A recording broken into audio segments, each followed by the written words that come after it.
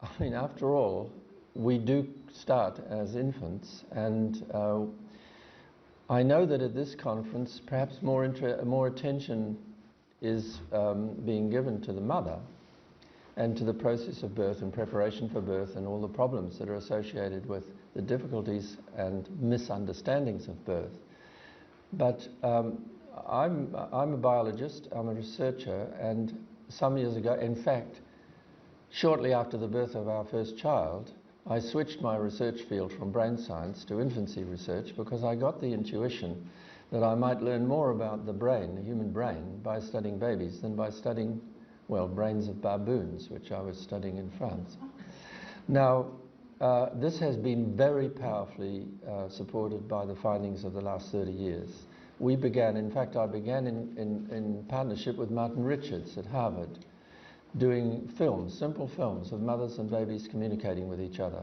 And we and Daniel Stern in New York and Mary Catherine Bateson, an anthropologist working in MIT, independently found that babies were good at communicating.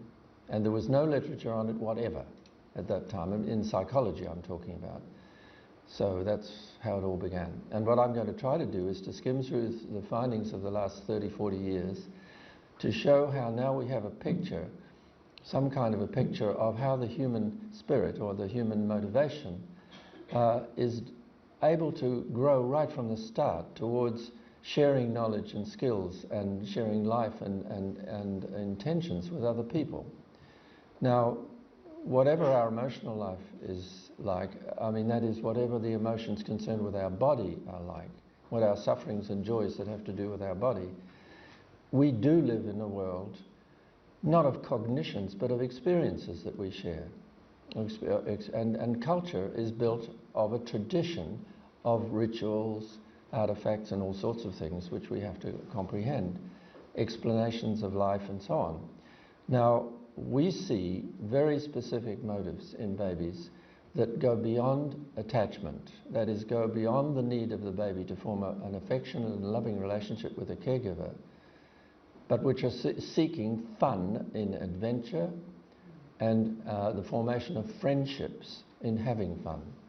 And we are also very aware that the baby is equipped to be very sociable very early in life. That means to not only seek to be a friend within the family, but to make friends in the community, and eventually, by the time they're 1 year old, as I'll show you, to be friends within a culture. That is, to actually know that they know something that other people think is meaningful. And that means everybody, not just the family or even just the local community. And I'll try to show you that. But I want to have time, plenty of time, to talk about the musical research, because I'm working with musicians now. These are chunks of the abstract that I send, and I do think we can give a pretty good description of development.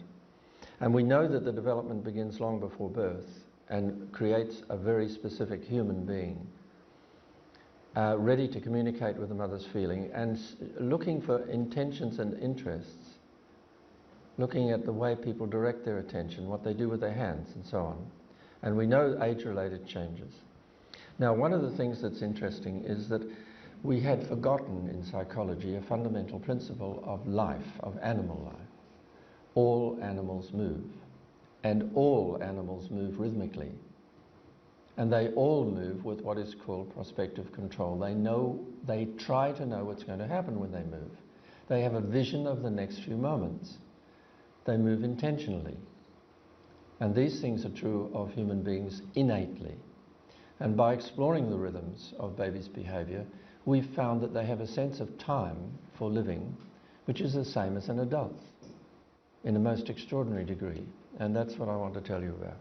This is transmitted, by the way, this sense of time is not just transmitted by the voice, or by the face, or by the eyes, or by the hands, but by the whole body. Everything the body does is rhythmic, and it works together as a whole. And I've got some evidence that it is something, I call it the spirit, because we can't name it with any modality. It's something between the modalities.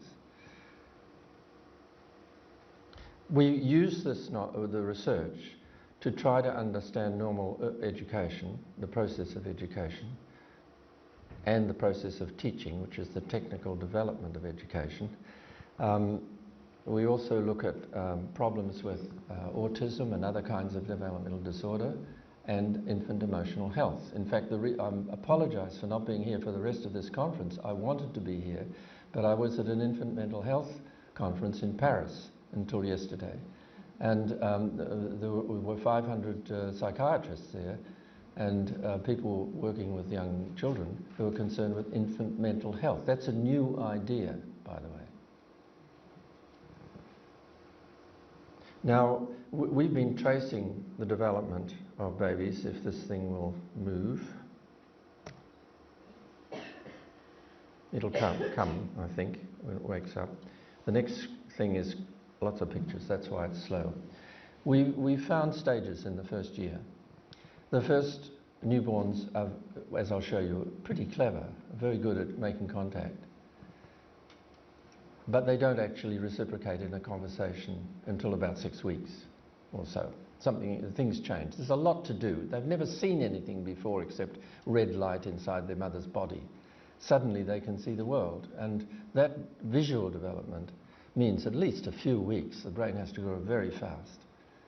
Now then, after 4 months, the baby gets fairly confident control of its body, becomes very rhythmic in its expression, and gets involved in games and starts showing off. And then after 9 months, a fantastic change occurs, where the child, instead of only wanting to share the rhythms of intentional behaviour with someone else, they want to stop and think, now what are you doing that I have not intended to do? In other words, can I pick up a new idea from you? And I'll show you how that develops. And that immediately leads to 1-year-olds reading books, or this little African boy on the right showing his favourite toy to everybody. This is something that belongs to me. Now those are cultural knowledge. Now these are the stages we found, and we described the first communications as showing sympathy, conversation, and then songs and games, and finally tasks that they can do with other people. And in fact, we summarise it by saying love comes before play, comes before work. Thank you. And then we've made a diagram which shows how the self, this is a biological diagram, the self as a living, moving thing has to have relations with its own body. And you people are very concerned with bodily things, and that's fine. I mean, that's obviously foundational. But when you have to deal with things outside your body, you have to take account of their properties. I mean, if you're going to walk, you have to know what you're walking on. If you're going to pick up something, you have to know something about it. When people, it's different. With other persons or other living animals, other animals, other people, can interact with you. They can see your intentions and act intentionally in relation to your intentions. Now, that's different. And those two streams, the blue stream of experience of the physical world and the pink one of experience with people, come together in what we call companionship, which is collaboration in experience and doing things. This is a triangle we've used, which shows how mother and baby, or other companion and the baby, can share interest in an object. And this triangle is fully functional from 9 months. And this means that you can go through that triangle following the arrows in any sequence and create a game where the child is interested in the other person's intentions. Now, this is a version I made after 2 conferences in the last month. One with a sound and anthropology conference, and the other one was a dance